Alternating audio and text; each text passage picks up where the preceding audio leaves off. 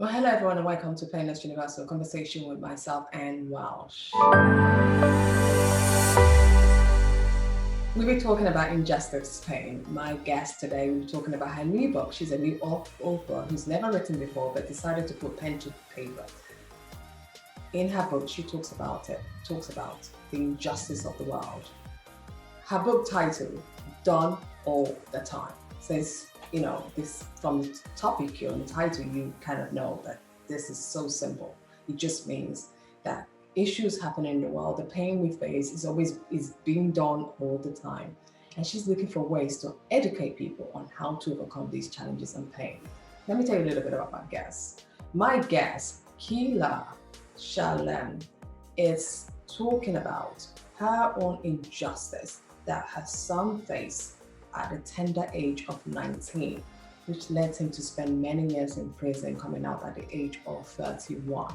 She wrote her book, Done All the Time, which in many people's opinion could be the birth out of her heart and soul for the many experiences and challenges she and her son, Aqueelah, and other family members lived through during the unjust or necessary time of his incarnation, where he spent almost 12 years. She never gave up.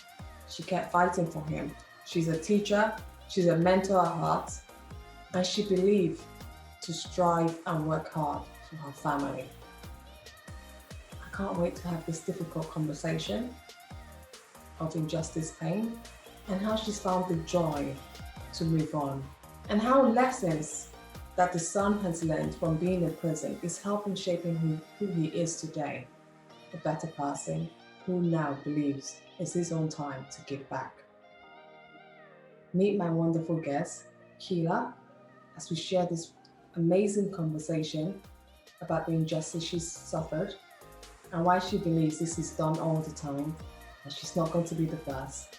But the best thing she can do to help and give back to others to overcome their own pain is by putting her pen to paper and share her own story. Meet Aqueelah. Hi everyone, and welcome again to Painless Universal Conversation with myself and Welsh. As I said in my introduction, today's topic is one that really will touch so many people, of the injustice going on in the world, which many people find it very difficult to talk about, but there's a serious pain that affects real families. My guest today, Aqueelah, will tell us about her own journey, her son's journey of pain, overcoming injustice, and how they, as a family, they got through it and found their own joy. Thank you so much for joining me. How are you, Aqueelah? I'm great. How are you? I'm very well. Where are you joining me from today? I am in Cincinnati, Ohio, in the USA.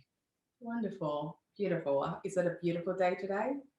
Well, it's very cloudy. We've had a lot of strange weather coming through here. It's either very hot or it's raining. Oh, right. So Same for here. the past few days, it's been raining, but that's good. Same here. It's raining a lot here as well. Yeah. Yeah, but it's nice. But I'm waiting for that hot weather, warm, nice, hot summer weather to really start. Yes. It hasn't really started yet. Uh-huh.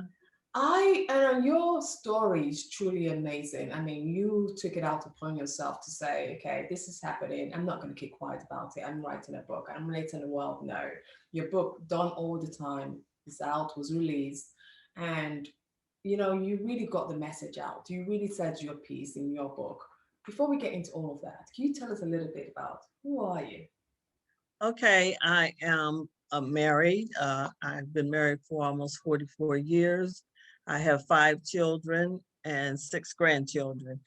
And I've always felt that my calling, which is another story, I am a childbirth educator and a doula. So I've been doing that for 40 years, which I thoroughly enjoy. I've seen a lot of babies come into this world.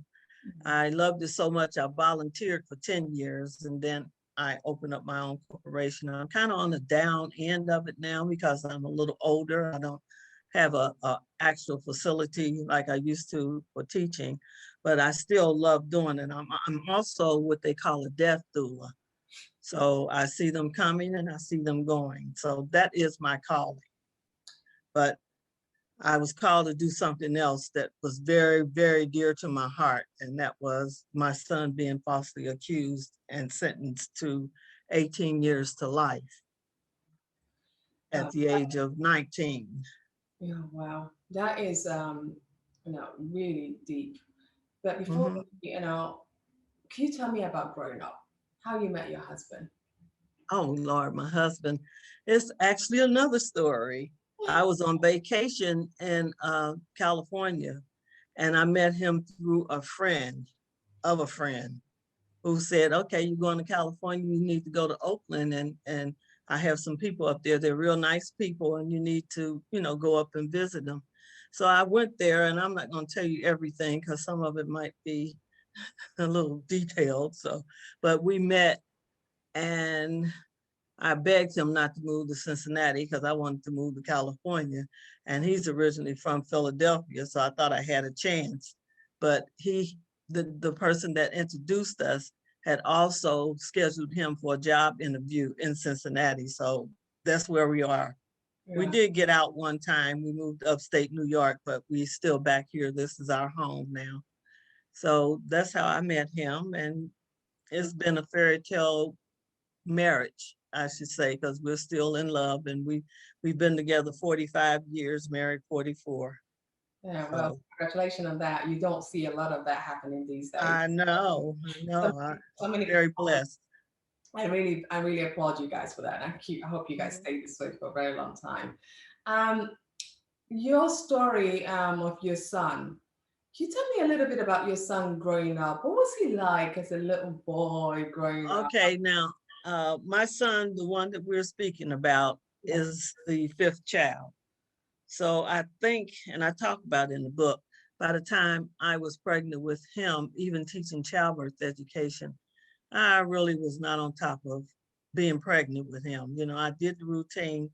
I have 5 children. I had 4 home births. But by the time I had him, he was in home birth also.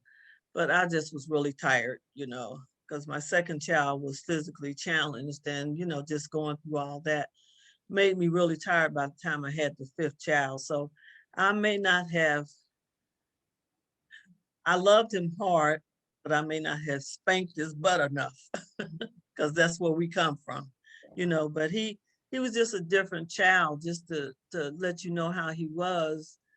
His brother, who's 2 years older than him, he always did what we said, like if you work hard and get A's, the more A's you get in school, the more money you get for college.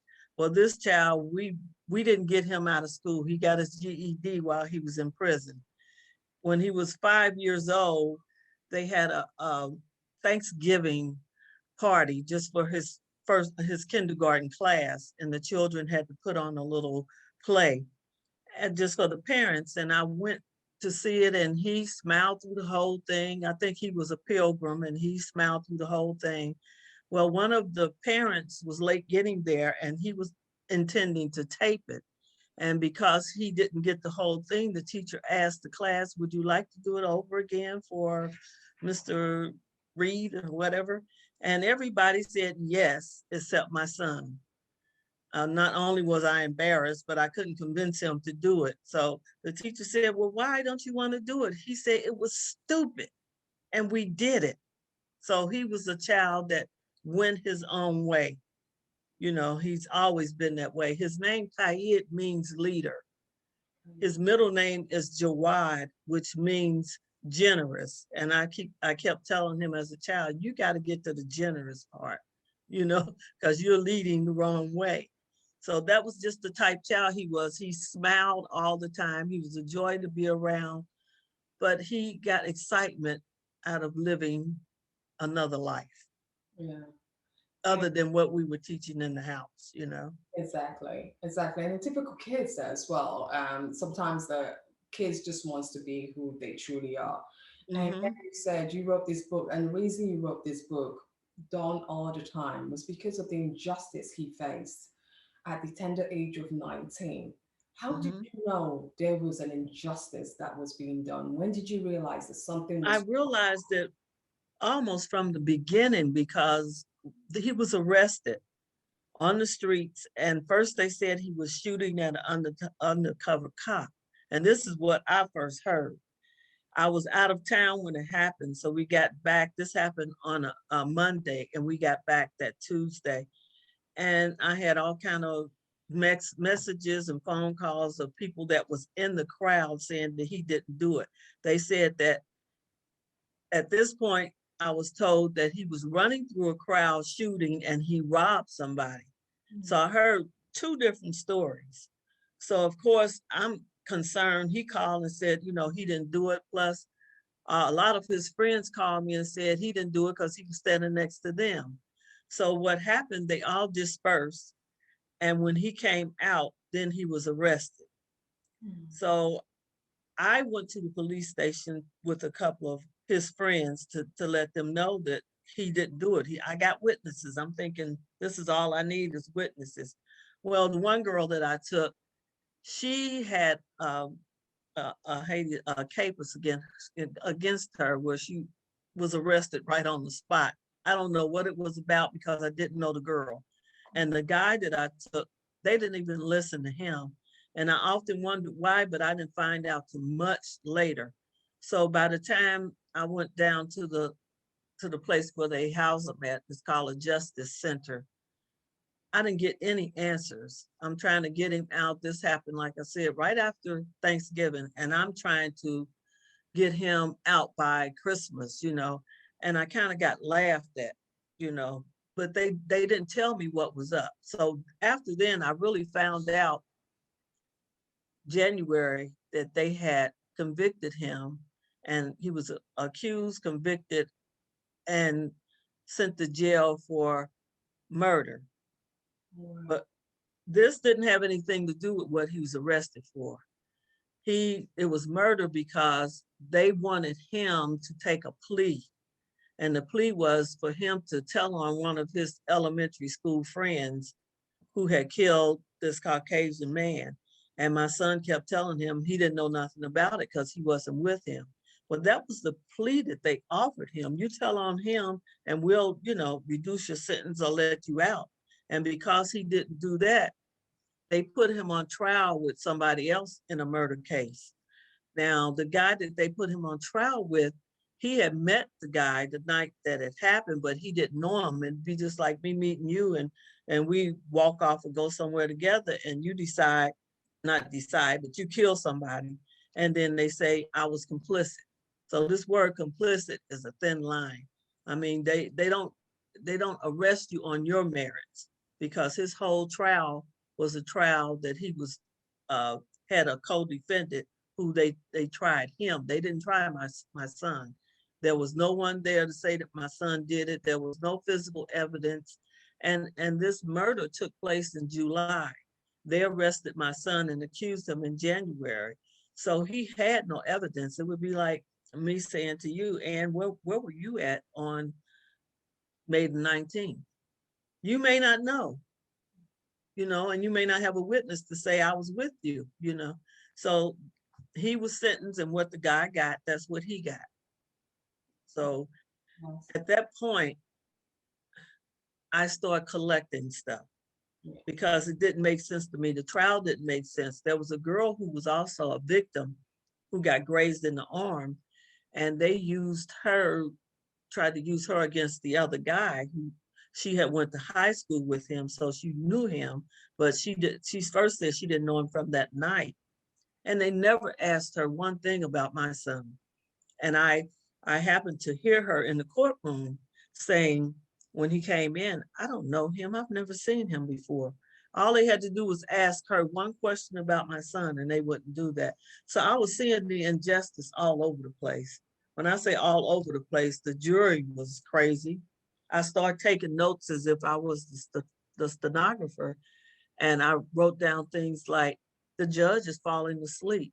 Juror number 9 is falling asleep. So I asked his public defender, I was telling him about it. I was asking him, was that fair, you know, to my son that they're falling asleep? And all he would say is, oh, don't worry about it. All they got to do is prove that he was there. And I'm thinking, well, you need to prove he wasn't there, you know? So it was just injustice all the way around. the judge that, go ahead. No, I'm trying to figure out, when you look back at the sequence of the events, right? What really, where was the miscommunication on your part in terms of you getting access to a lawyer? Did they ever communicate to you, say, okay, you need to do this, you need to do this, or was there no one there helpful to guide you through this? No, they didn't even consider me as the mother because in this country, he's over 18. They don't have to talk to you. They don't have to tell you anything. So they gave him a public defender because they had his bond set at $500,000. And I know you only have to pay a percentage of that, but when you don't have $500 to give them, he has to take what's going on.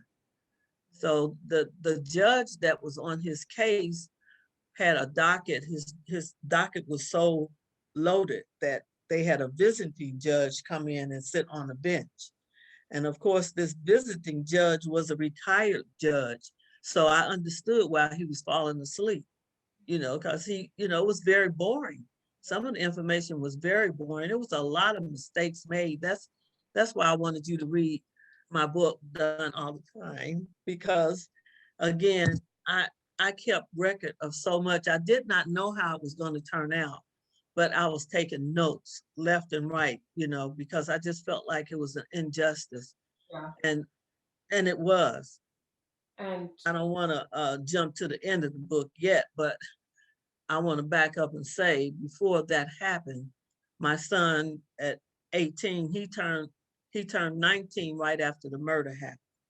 So of his early teens, I say from the time he was 15 to 18, he was rebelling against the family. He was going through a lot of things. Our family, we are Muslims. We've been Muslims for over 40 years. And he didn't want to do the same thing we wanted to do. He got more joy of hanging out in the streets. My son has been shot. Okay, that was something I talked about in the book too, because I didn't even know how to take that in. He was shot. I mean, I had to go to the hospital. This was like right Easter Sunday. And I tell you, it was a bit much because they don't tell you what to expect, whether he was dead or alive, and of course, when I got there, I found out that there had been what they call a drive-by.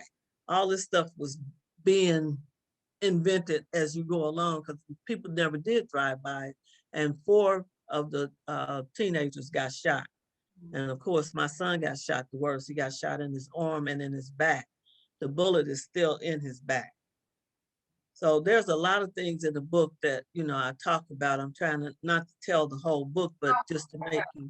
Absolutely, because the main thing is that we want to get people enjoying this book and to read it and find out more. But one of the key things I want to find out is that when parents, when you have, there are lots of women in your shoes and lots of women in your position, and they're going through this injustice right now, or they're having kids that are troublesome. What can we as parents do to help that kid, to bring them out? Because you've seen it and you see the end result is never good, never sunshine. But if you have rebelliousness in the kid, how can we bring that kid back to reality? This is what I'm hoping that my son can portray, because he's closer to the age of these youngsters. I'm in my 70s. I didn't raise him the way my mother raised me, and I'm sure he's not going to do that to his future children. But we tried to keep him involved. He was in karate. He played football. Everything you want to think of. We went on trips. We took him everywhere just for him to see the world and see people. But it's that individual child, because my child, he liked excitement, and it was the wrong kind. I used to tell him when he was younger that maybe he should be a reporter, because every time something happened, he was running to see who did it and what happened. And, I said he was just nosy. But then that turned into like an adrenaline rush for him. He liked to be around people that were not doing the right thing.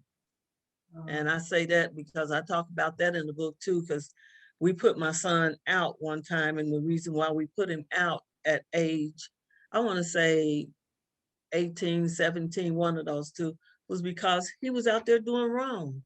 He had to be dealing drugs because he came home with 2 fists full of money trying to give it to me. And I was like, no, no, my husband, we put him out. Yeah. And I don't know how you deal with that. I still question that, because when you're putting them out, you're putting them out into the environment that you want them to stay away from. But we didn't know what else to do. We thought that would teach him, but when he came back shot up. Oh, So, that's why I say my son would maybe he can tell you more, because he's been incarcerated all this time. I'm sure he learned something. And the program that he is trying to teach is called Thinking for a Change. He kind of straightened up his first year in prison, because he really thought that, I mean, I talked to my son, and I'm backing up. 2 days before he got shot, I pleaded with him and talked to him about what could happen to him, you know. And I mentioned, I said, you could go to jail, you could get shot, you could yeah. just a whole lot of things. And he kind of just laughed it out. He said, well, don't you think my friends will get me out of jail? And I'm like, no. So now he knows they were nowhere around with no money to help, and, not hardly even answer the phone if he called them. So sometimes, God has a way of making you sit down, because I really think, and I hate to say it this way, but I really think him being incarcerated saved his life, because Sometimes, he was going the wrong way. sometimes it does. And how long? Okay, I guess we could figure that one out in your book.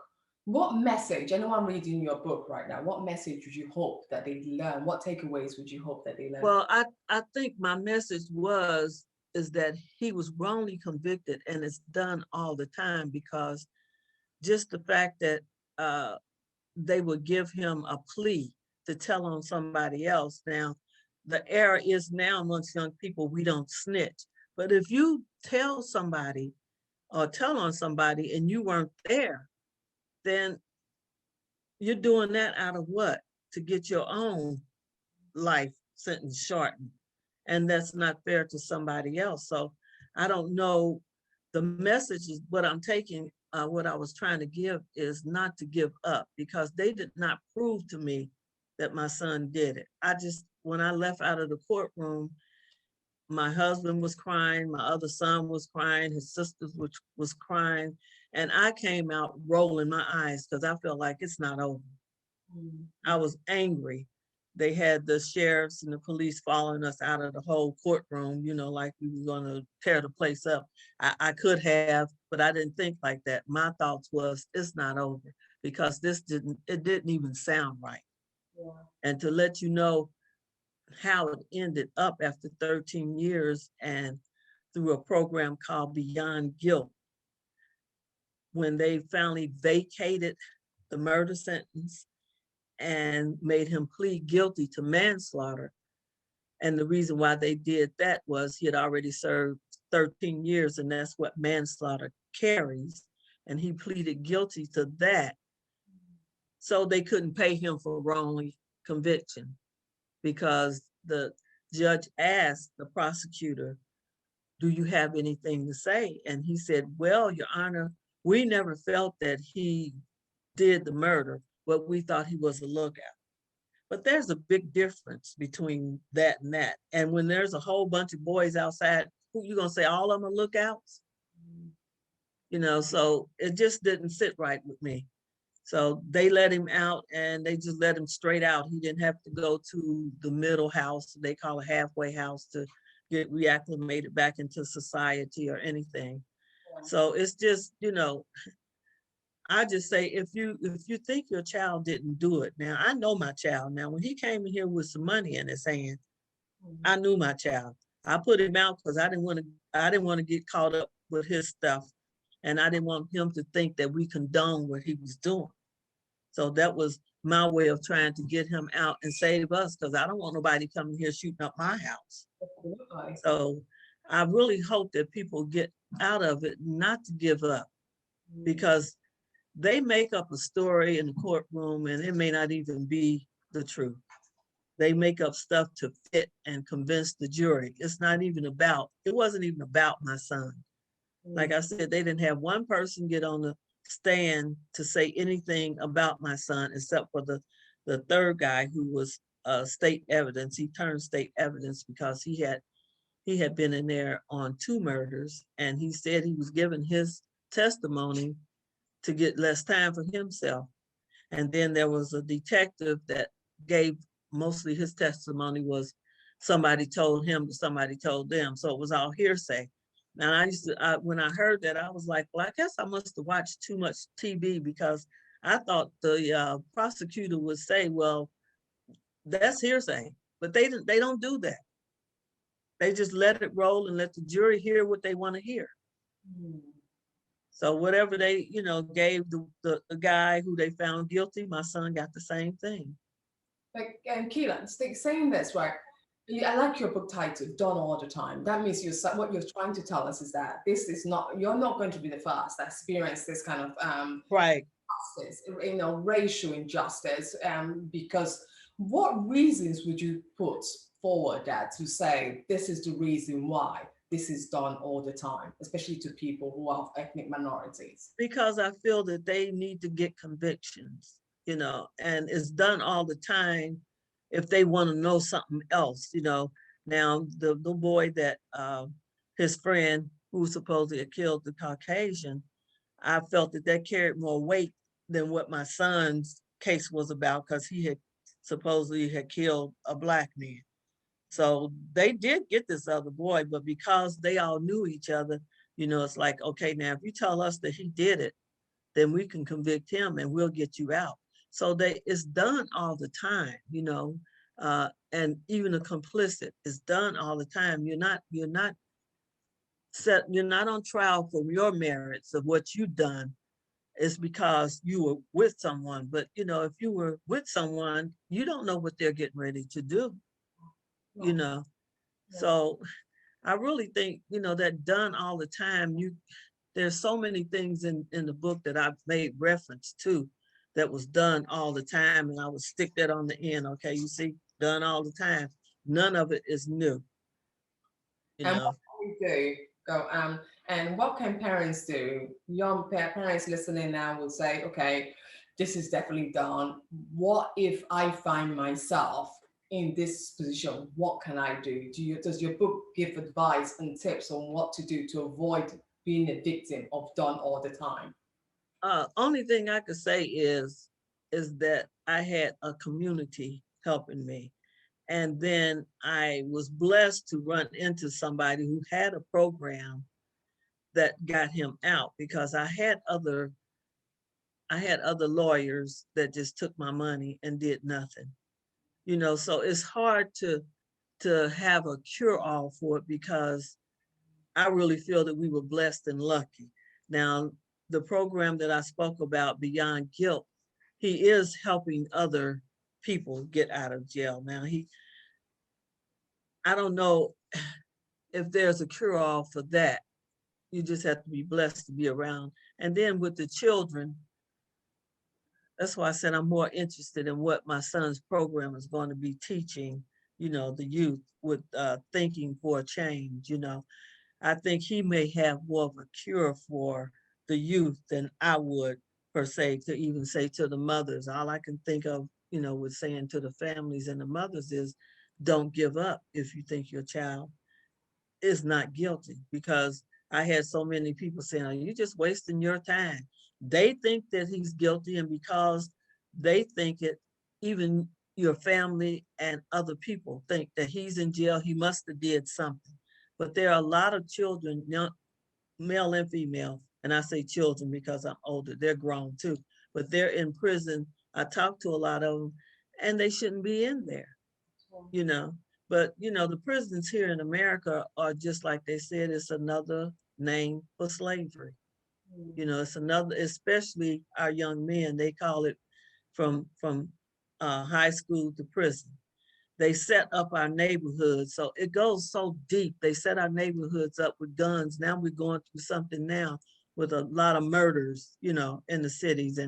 And they're talking about reinstating the search, just search them anytime they get ready, violating their constitutional rights.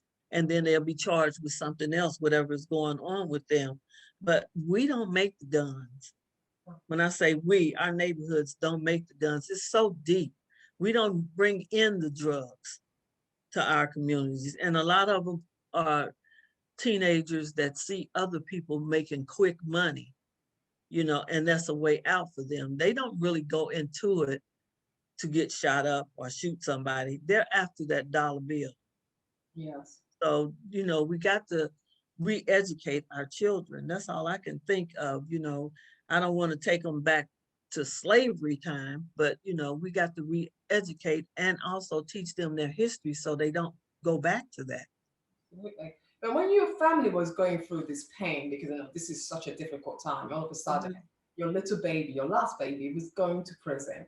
When your family was going through this pain, how did you deal with it as a family? How did you find it in yourself to say, not only am I going to work my hardest to get my boy out of prison, I'm going to prove justice that he was not meant to be in prison, but I'm also going to keep my family together, because a lot of this break family, break relationship up, it breaks It everything. does. People think, oh my goodness, if we're going through this, what is actually happening? How did this test your faith, and how did you find it in you? It tested us in a lot of ways because at that time I had probably three of my grandsons staying with me and my husband. And when my son would call, you would think nobody was home but me, because I was the only one to answer my phone. So I had a conversation with my husband and another couple because they had a son that was incarcerated also. And I wanted to know, why do the men act the way that they do? And it's a pride thing, this is my son, their feelings are hurt, you know. He didn't want to answer the phone, and that hurt me. But I still answered the phone, because this was like his cub, his little lion, who just broke his heart. So there was a program that we were introduced while he was incarcerated, which was another great program. It was called The Family is First. So we would actually meet with the prisoners, and there would be girlfriends and mothers and wives and fathers who hadn't seen their children in 10 years. So we kind of broke down those barriers where they could talk to one another. And the families would come in and we could sit next to each other. It wasn't like the regular visitation, because when you go to a prison, you are made to feel like you are the prisoner. Not only are they searching you, uh, being African American, your clothes had to fit a certain way. Now I could wear a t-shirt over some jeans, but I won't look like my counterpart, the white one, in that, because our derriere is bigger. So that was a distraction, and they just treated you like you were the prisoner. I mean, down to little things, the way that you sit, because I had one guard come up to me and tap me on my knee and said, "You need to turn around." And I'm like, I'm talking to my son. He's sitting on my right. It's at a square table. So he's sitting on the right and I'm sitting here, and I'm talking to him this way. So I kind of turned my chair around so I could kind of face him. And she taps me on the leg and says, "Turn around." And I just looked at her because I felt in my heart, what are you trying to say? I felt like she was trying to say, I'm trying to be sexual with him or something. I mean, it's like you go to jail with them. They walk around, they look at you, you can't hug your child, but maybe a minute because, you're too close. They worry about you passing something, any kind of concubine, which they're within their rights with that. But still, you are treated like a prisoner. And it just breaks your heart to see your child in there, and you trying to put your best foot forward and act like everything's okay and I'm happy and you're happy, but it's not like that. That's why the cover of my book is gray.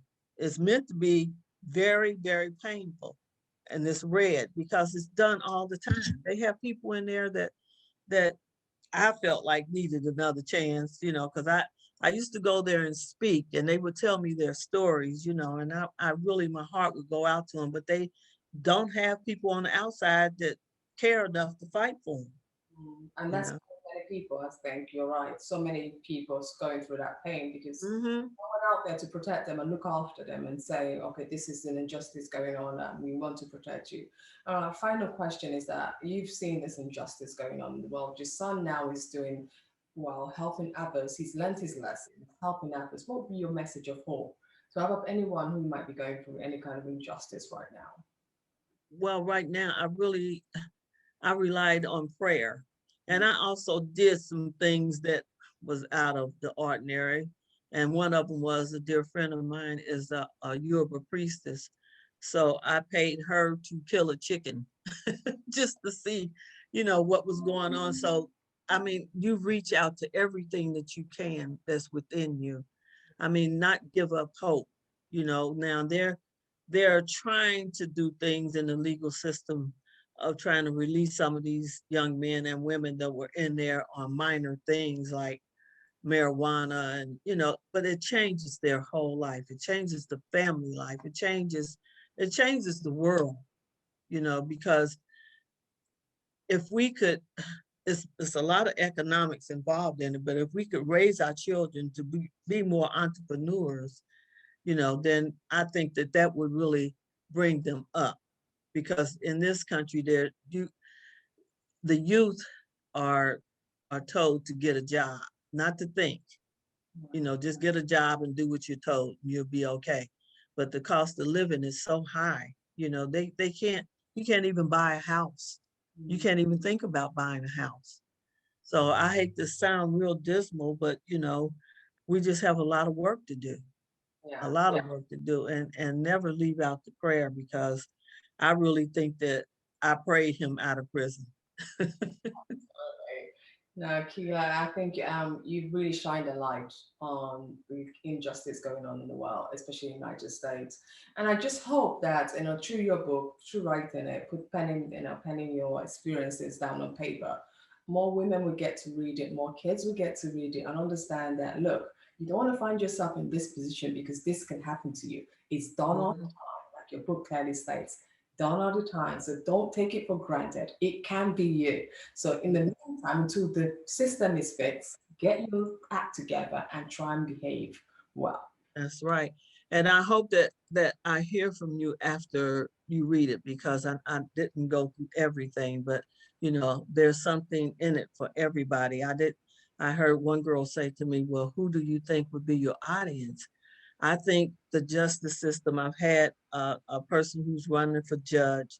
I've had a couple of prosecutors that bought the book. I've had uh, uh, Families. ministers, and not just for those that are in jail, but it's a book of hope, that you can do right to get them out. And I wanted the justice system to see the perspective of a mother, because they just make up a story and they stick to it. Yes.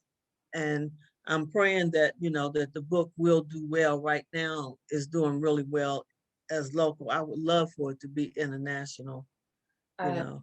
And I think with all these conversations you are having around with various people, I think the book has a huge chance because it's telling a vital story which a lot of parents need to even take listen as well, read and understand Mhm. how to explain to their kids that this can be done, this can happen to you. So done all the time, it opens our eyes to really understand. Mhm.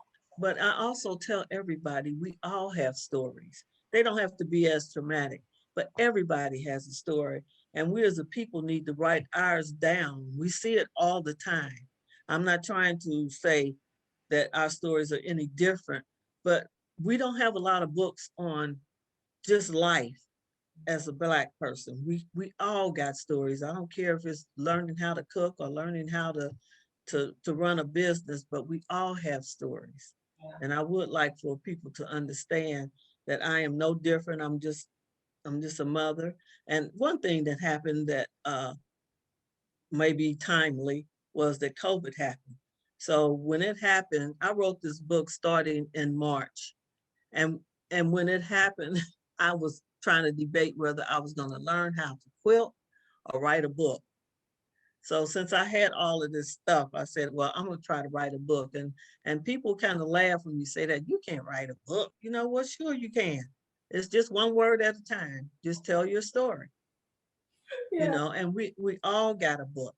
Mm. So And I'm so I, glad you shared your story because it would inspire so many people. And I'm I really hope it does. That's my intention, because now my son is engaged and he is working, like I said, and he's trying to do what he says his calling is to help others, like his mom and his dad. and how long was he in prison for? Or was that Oh, a he went in at 19 and he came out at 32.